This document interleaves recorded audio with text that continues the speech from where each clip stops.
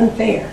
That's unfair, and those of us who are in the majority today may be in the minority tomorrow. So protecting minority rights, I think, is something that is fundamental to our democracy. Do you think there's any will in Congress to update, if you will, the criteria for preclearance? Because a lot of critics have come and said they don't think there's any will in Congress to do that. Well, actually, I've been a part of a task force with the Congressional Black Caucus, and I met with Republican leadership, the House Majority Leader Eric Cantor, as well as I think the Congressman Sensenbrenner, who was really the architect, he's a GOP congressman out of Wisconsin, really marching through the 06 reauthorization of the Voting Rights Act. So I think that there's willingness on both sides of the aisle to try to find some middle ground. Doing it in an expedient way, we in Congress are quite dysfunctional. I don't have to tell the American people that. But I often tell my constituents that we have to demand from Congress the behavior we want to see. You don't reward extremism. If you don't want to see it, don't reward it. Don't vote for it. You should reward compromise if you want to see compromise in the United States Congress. And I, for one, am willing to roll up my sleeves and work with both sides of the aisle to try to come up with a new coverage formula so we can put the teeth back into the Voting Rights Act. How frustrating is that dysfunction quotient for you personally? Personally, it's quite frustrating. I wasn't an elected official prior to my run for Congress.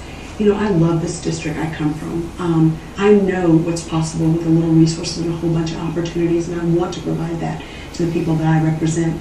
So cutting through, they didn't send me up there to be a part of the problem, but to seek solutions, which to me, you govern in the middle.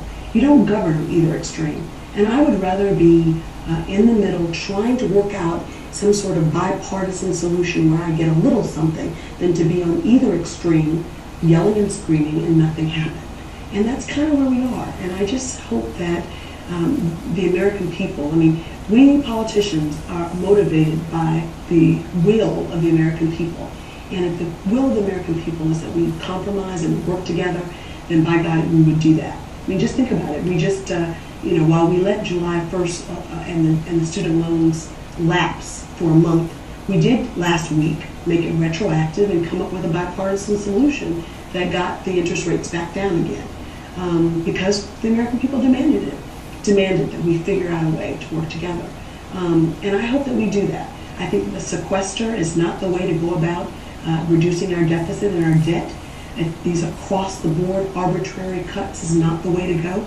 We need measured, deliberate cuts. We also need to make sure we have measured and deliberate investments. I don't want us to cut off our nose to spite our face, in the sense that, investments in our education, that's the greatest resource we as Americans have, are our people.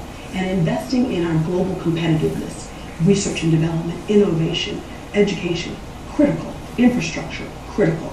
And so, I think we have to make tough choices. We have a limited amount of resources in America. We need to figure out how to divide that pie.